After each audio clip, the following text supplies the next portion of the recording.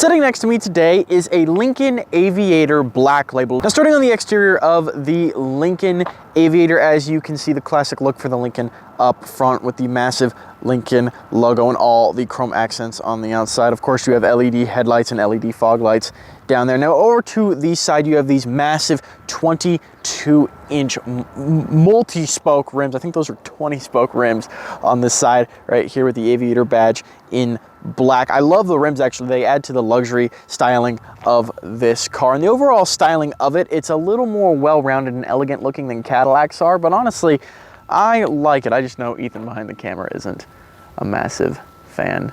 Go on, Ethan, show your disapproval.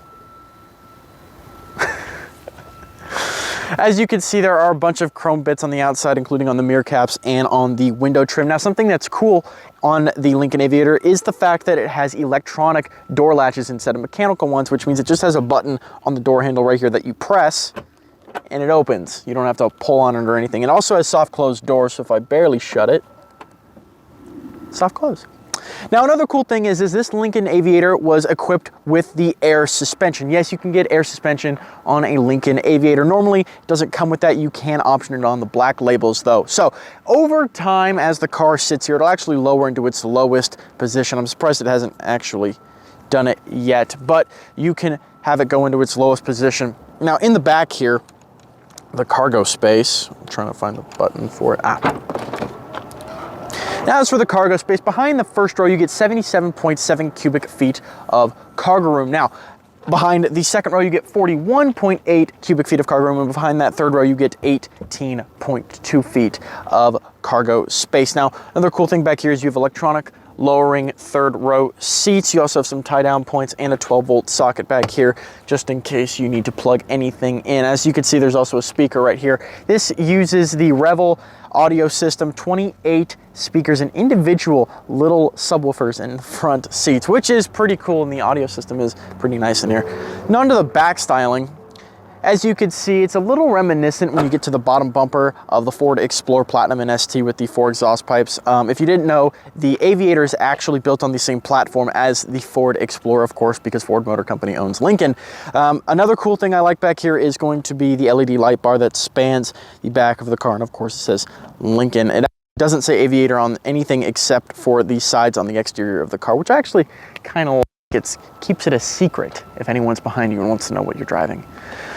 But yes, as you can see, the air suspension did lower back here. Typically, you probably have about 4 or 5 fingers worth of room, but now you literally can't stick your hand in there without touching the tire. If you see how little space there is right there. So yeah, the air suspension part of this car is really cool. Now we can move on to the engine, talk about that. So, if you know Fords, you know how Ford loves their turbocharged engine. That whole model line of engine is called the EcoBoost.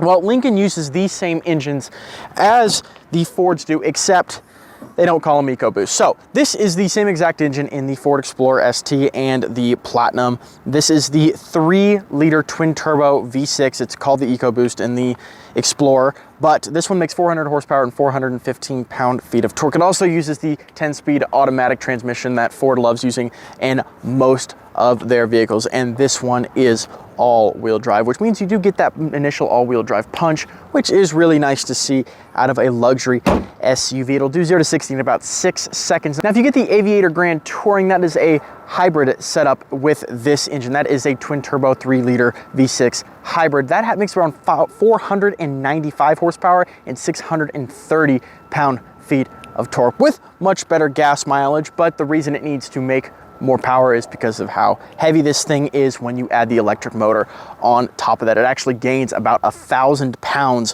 when you add the hybrid system into the car. So it makes sense why they'd have to have that horsepower bump to make that whole thing work. But yes, you can either get this one, the Black Label, or the Black Label Grand Touring, and get that hybrid V6 if you so please.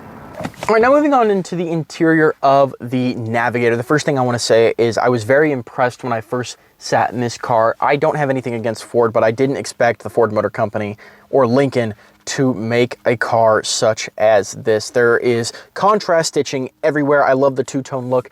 And something that just gets me about steering wheels in luxury cars is when they do the stitching around the horn section, which is just, this one has it, and it is really cool looking. Now for some of the technology in here, you do have a digital gauge cluster and you have this screen right here running at Sync 3. They haven't updated it to Sync 4 yet, but the Navigator for 2022 does get Sync 4. The Aviator is still on Sync 3. Of course, you don't have a normal shift column or rotary dial or anything like that. You have these buttons here for park, reverse, neutral, drive. Go ahead and start it up. Make sure the volume's down so we don't get a copyright strike. And instead of getting the da-na-na, da-na-na, you get that instead, which is nice. It's nice to see that Lincoln's changing it up a little bit. All right, so this operating system is going to be pretty familiar to anyone who's seen my videos before with cars using Sync 3 or even Sync 4. Doesn't look that different from Sync 3, but the digital gauge cluster is nice. It looks nothing like the one that you get in the Ford Explorer, and of course you have drive modes, but they are a little different and the names are interesting compared to what Ford calls them in the Explorer counterpart. So for the regular one, you just have normal mode, and they say it's effortless and balanced. Then you have Eco, which is called Conserve. Efficient driving is the description. Then you have Excite, and that's your sport mode. Responsive and engaging. And then you go back the other way, you get Slippery, Slick, Ice, and Loosey surfaces. And then all the way on the right, you have Deep Conditions, deep snow, mud, or sand. So Lincoln tries their best to give you the most elegant names for their drive modes. So on the steering wheel here, you have some other technology. You can access your navigation in the digital gauge cluster. Sadly, it doesn't do a map. You can just change the destination and everything, and you can access some more settings in there. Now, your cruise control buttons, as you can see, actually aren't present. You have to press this little cruise control button right here, and that will pop up your cruise control settings. This has auto steer for auto steering in lane keep assist, and adaptive cruise control, and you can change your lane keep assist settings using the left turn signal stalk, which is nice to see that on a car. So your seat controls, these are 30-way power adjustable seats, including the headrest up and down, and you even have individual thigh support right here, which is nice. And I've seen this mostly on Lincoln vehicles, but I don't really see this on many other ones. It's just so cool to play with. Now, as for the climate controls, you do have 3-zone climate in here. This car actually has heated and ventilated front and rear seats, which is super nice because not enough cars offer that luxury feature where you get ventilated seats in the rear of the car, but the Aviator does, and of course that's all in this piano black trim around this aluminum looking trim right here, which is really nice. You can also access some of your safety features by pressing this little button right here. This is where you'll turn off your auto stop start, which took me forever to find. So if you're watching and you want to know where the auto stop start switch is for your Aviator, it is on this menu right here when you press this button, and you just switch it off there. You can also turn on auto hold, which keeps you at a stoplight even if your foot's off the brake, and traction control if you're interested in that. As for storage space in here, you have some storage space right here, which is pretty good. And then you have your 2 cup holders, which this is also coverable too if you want to make this look as clean as possible.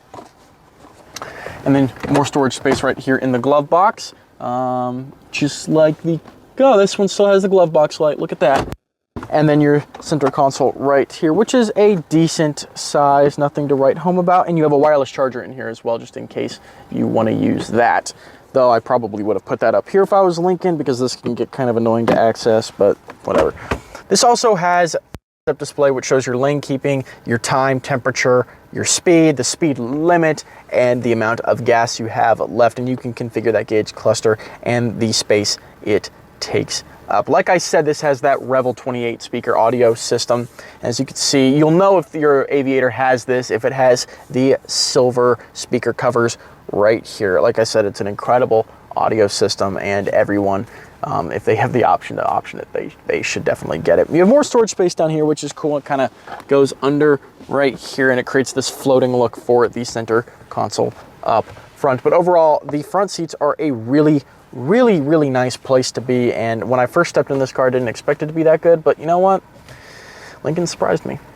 Now moving on to the rear seats of the Lincoln Aviator Black Label. So the first thing is, this is a 6-seat configuration. You can get a 7-seat configuration, and you do not have to get this center console right here. But the person who owned this before did put the center console in the center in the back, which comes with some nice features, including the fact that you have buttons right here that retract and extend the sunshade on the top, which is nice for rear passengers to be able to do. Now, as for connectivity, back here you have a USB Type-C and USB Type-A, and then a 150 watt or 110 volt outlet right there. Now, you also have this little screen right here, which allows you to mess with a couple settings. As for your seats, like I said, you do get heated and cooled seats in the rear of the Aviator, which is really nice. On top of that, you can control your climate controls through this screen.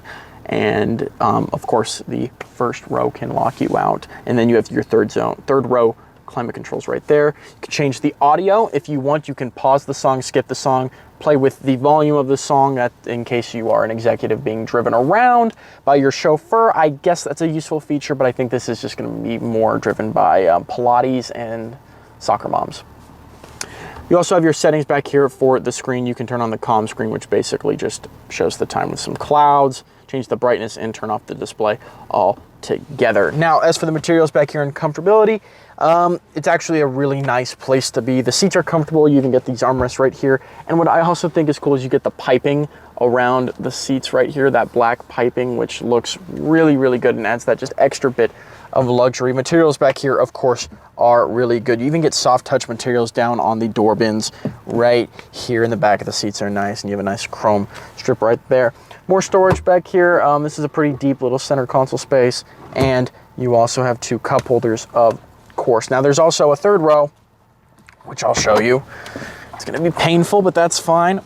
You just press this little button right here on the top of the seat, and that'll electronically fold down.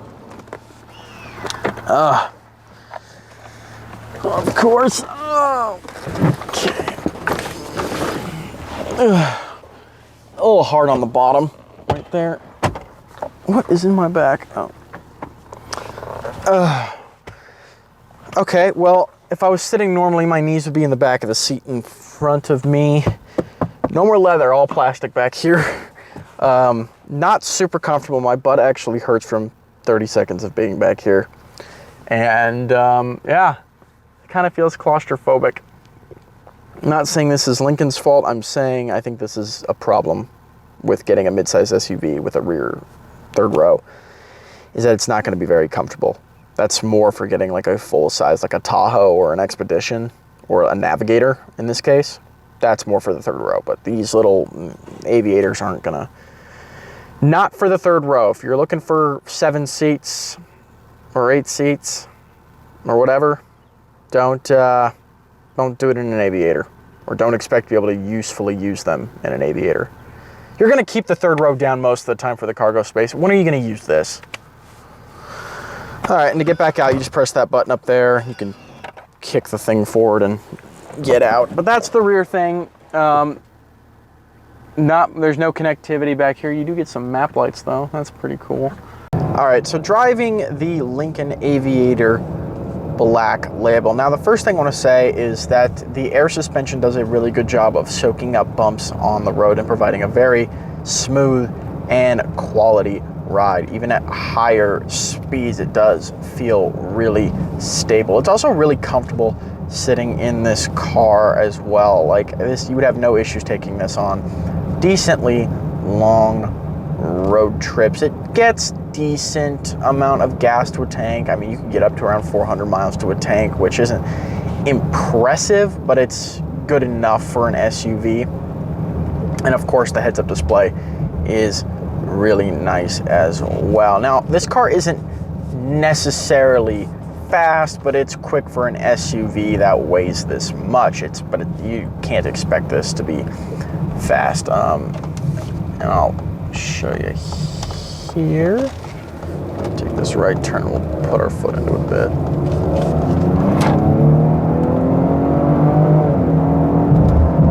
Yeah, that's 60. It's decently quick, and that was just in comfort mode, nothing special. But yeah, it gets up to speed just as fast as you would need it to, because the point of this isn't to be a fast SUV. The point of this is to be a comfortable SUV that provides a lot of luxury and not necessarily a bunch of sportiness. The body roll is also pretty well maintained as well. And if you've ever driven a Ford Explorer, you understand how the throttle response and the braking are. It's basically the same. You put your foot into it, that 10-speed kicks down a gear, and then it starts to pick up. The transmission going through gears is very smooth. It might take a second for it to kick down, but it's not like in this SUV, you're gonna downshift anyways by yourself and get into the right gear to accelerate from.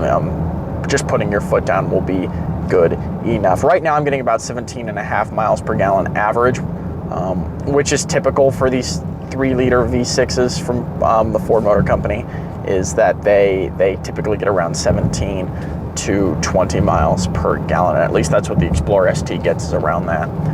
So not great gas mileage, but when you use a turbocharged engine to lug around a big SUV like this, you're gonna end up, you know, having negative results when it comes to MPG than if it were to be in a smaller car where that turbo can provide efficiency. In this, it's meant to provide power, not necessarily efficiency. So yeah, overall, I like how this car drives a lot. The Aviator is a nice vehicle. The air suspension is a nice touch, and yeah.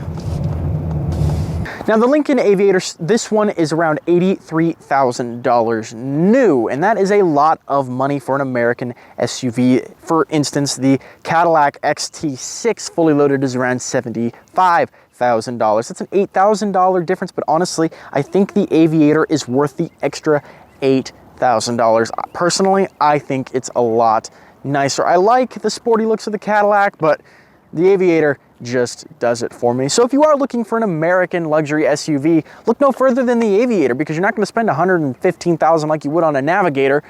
You get everything you want out of this for shy of $100,000. Or you could go get a German car, but you know, you do get more for your money out of this. An Aviator does provide a lot. So if you are looking for a mid-size luxury SUV, I'm pointing you towards this as a prime option. So anyways, guys, if you liked the video, make sure you hit that like button down below. And if you want to see more from us, make sure you subscribe and hit that notification bell so you know when we upload. And I will see you all in the next video.